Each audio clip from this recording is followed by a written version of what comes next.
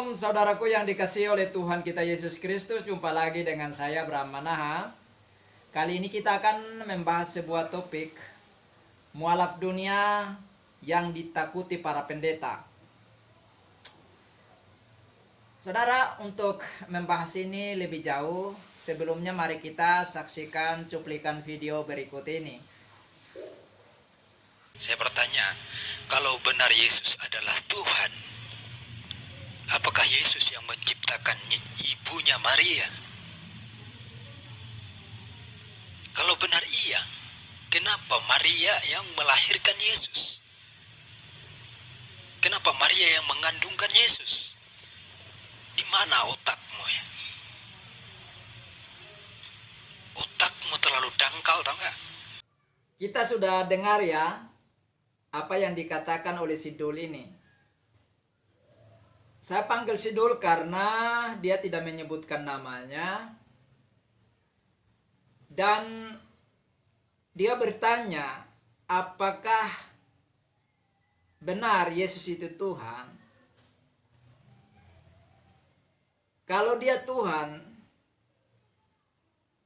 apakah dia menciptakan ibunya Maria? Kalau benar, mengapa Maria melahirkan Yesus? Mengapa Maria mengandung Yesus? Dan di akhir videonya, dia katakan, kamu punya otak enggak? Otakmu sangat dangkal. Dan ini ditujukan kepada Pak Pendeta Saifuddin Ibrahim. Dan dia menantang untuk mau berdebat dengan beliau. Artinya dia mengatakan dia lebih pintar. Dia pintar. Otaknya dalam. Nah, berdasarkan logikanya, saya akan menjawab dia sesuai dengan logika yang dia tanyakan. Saya akan menjawab dia tentang pertanyaannya, mengapa Maria melahirkan dan mengandung Yesus? Di bagian akhir video ini nanti. Nah, oleh karena itu saya pakai logikanya untuk memberikan sebuah analogi kepada dia dan menjelaskan dari perspektif kitabnya Sidul ini sendiri. Karena dia mau pakai logika, maka kita pakai logika. Baik, saudara, kita tahu semua ya mobil ya. Dul, kamu tahu mobil ya? Penemu dan pencipta mobil itu adalah Carl Friedrich Benz ya. Jadi Carl Friedrich Benz ini sebagai penemu dan pencipta mobil. Jadi dia menemukan mobil, kemudian dia menciptakan mobil dan mobil itu jadi milik dia. Jadi kalau menurut logika kamu Haidul, karena mobil ini diciptakan oleh Carl Friedrich, maka dia tidak boleh masuk di dalam mobil itu karena dia ciptakan. Tapi faktanya Carl Friedrich ya, dia masuk di dalam mobil yang dia ciptakan, kemudian dia keluar juga dari mobil yang dia ciptakan karena memang mobil itu adalah miliknya, hasil ciptaan dia sendiri. Atau kamu tahu kan pesawat ya? Pesawat itu ditemukan dan diciptakan oleh Wright bersaudara, yaitu Orville Wright dan Wilbur Wright. Jadi menurut logika kamu, karena mereka yang menemukan dan menciptakan pesawat, maka mereka tidak boleh masuk dalam pesawat dan keluar dari pesawat karena mereka menciptakannya. Nah, tapi faktanya Wright bersaudara ini setelah menciptakan pesawat, mereka menaiki pesawat itu bawa kemana-mana, dan setelah landing, mereka keluar dari pesawat. Apakah itu masuk akal apa enggak ya? Kalau menurut logika kamu tidak masuk akal. Kalau kamu mengatakan itu tidak masuk akal, maka otak kamu bukan hanya dangkal, tetapi memang kamu tidak punya otak. Sehingga kamu tidak mampu bernalar dengan baik. Oke, atau buat rumah. Kamu buat rumah, kemudian kamu keluar masuk dari rumah itu. Menurut logika kamu tidak boleh keluar masuk dari rumah yang kamu bangun itu, yang kamu ciptakan itu. Karena kamu yang menciptakan. Tapi faktanya kamu keluar masuk dari rumah yang kamu buat.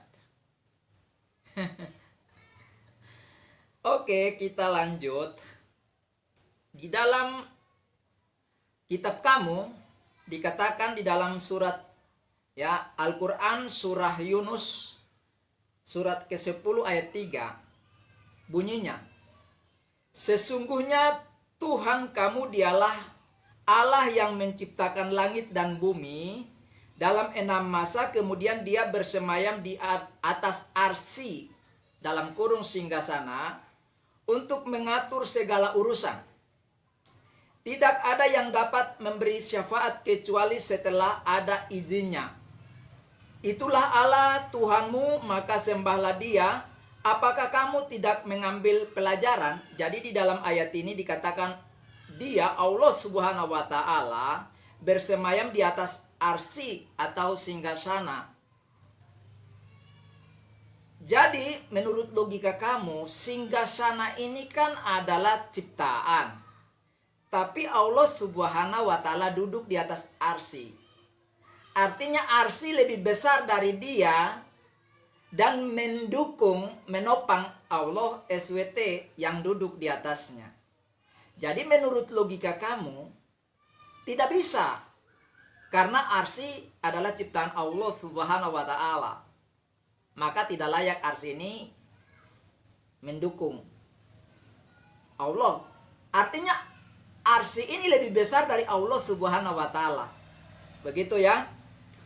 Selanjutnya di dalam Al-Qur'an surah Al-Mulk surat 67 ayat 16 dikatakan, sudah merasa amankah kamu bahwa Dia yang di langit tidak akan membuat kamu ditelan bumi ketika tiba-tiba ia terguncang? Jadi di sini dikatakan Dia, Allah Subhanahu wa Ta'ala itu yang di langit. Jadi tempat tinggalnya di langit dengan arsinya di langit. Padahal langit itu adalah ciptaan Allah Subhanahu wa Ta'ala kan? Kenapa Allah tinggal di langit yang Dia ciptakan? Seharusnya menurut logika kamu tidak boleh. Kemudian di dalam Al-Qur'an surah Nuh surah 71 ayat 15 dikatakan, tidakkah kamu memperhatikan bagaimana Allah telah menciptakan 7 langit berlapis-lapis? Jadi langit itu berlapis-lapis. Nah, sekarang Allah SWT dengan arsinya itu di lapisan keberapa? Ya. Pertama, kedua, ketujuh. Ya. Kemudian di dalam Al-Qur'an surah Al-Qamar surah 54 ayat 11 dikatakan, lalu kami bukakan pintu-pintu langit dengan di dalam kurung menurunkan air yang tercurah. Jadi di sini Allah SWT atau Allah Subhanahu wa Ta'ala mengatakan bahwa langit itu punya pintu-pintu. Artinya dia seperti rumah yang punya pintu dan berarti punya ruang. Jadi Allah tinggal di sana dan di atas arsinya. Menurut logika kamu Sidul, kalau Allah Subhanahu wa Ta'ala yang menciptakan langit, Dia tidak boleh keluar masuk dari langit itu. Apakah itu masuk logika apa enggak? Menurut kamu enggak? Nah, dalam hal ini otak kamu tidak ada di kepala, tetapi kemungkinan besar kamu simpan di bawah pohon kelapa atau pohon korma. Sehingga kamu tidak bisa berlogika lagi. Jadi bukan kamu pikiranmu dangkal, tetapi kamu tidak punya otak untuk mampu bernalar. Jadi kalau hal sepele itu saja kamu tidak mampu untuk berlogika, bagaimana kamu mengajak Pak Saifuddin untuk berdebat, Haidul? Oke. Kalau Yesus adalah Tuhan, apakah dia ciptakan Maria, ibunya? Kok Maria mengandung dan melahirkan Yesus? Nah, disinilah letak kemahakuasaan Yesus. Maria diciptakan oleh Yesus dan Maria adalah miliknya. Maka dia boleh menggunakan miliknya dengan cara apa saja. Dia mau keluar, dia mau masuk, terserah dia. Dan di sini dia menunjukkan bahwa dia Allah yang maha kuasa. Dia Tuhan Allah yang maha kuasa, bisa masuk keluar dari ruang apapun, tidak bisa membatasi dia, termasuk kandungan Maria. Jadi Maria itu adalah sarana dia untuk keluar masuk atau melakukan apa yang dia mau sebagai Tuhan Allah yang maha kuasa. Jadi dia telah membuktikan dirinya. Jadi apa yang menjadi miliknya dia mau pakai untuk sarana dia, sebagai kendaraan dia, sebagai alat untuk dia mau menyatakan sesuatu kepada manusia sesuai dengan kehendaknya. Ya, jadi tidak masuk logika di mana. Justru sangat masuk logika bahwa dia adalah Tuhan Allah yang maha kuasa. Itu logis. Kalau dia tidak mampu lakukan itu, dia gagal menjadi Tuhan Allah yang maha kuasa. Sekarang saya bertanya kepada kamu, apa bukti Tuhan dan Allah kamu yang kamu sembah itu maha kuasa? Buktinya apa? Tolong kamu buktikan ya kepada saya. Nah, saya sudah jelaskan dengan kamu. Sekarang kamu kan nantang Pak Saifuddin. Ada nomor WA saya di video saya. Silakan kalau kamu punya nyali, angkat telepon saya, video call. Kalau kamu tidak berani, cantumkan nomor WA-mu di kolom komentar, saya yang akan telepon kamu. Ya. Nah, bagi saudara-saudara yang sudah menyaksikan video ini, silakan like dan subscribe. Kemudian komen di kolom komentar, share kepada teman-teman yang lain agar mereka mengetahui hal ini, sehingga mereka tidak mudah dibodohi oleh orang konyol semacam Sidul ini. Dan jangan lupa bunyikan lonceng notifikasinya agar tidak ketinggalan dengan video-video saya yang lain. Dan sampai jumpa di video berikutnya. Tuhan Yesus memberkati. Shalom.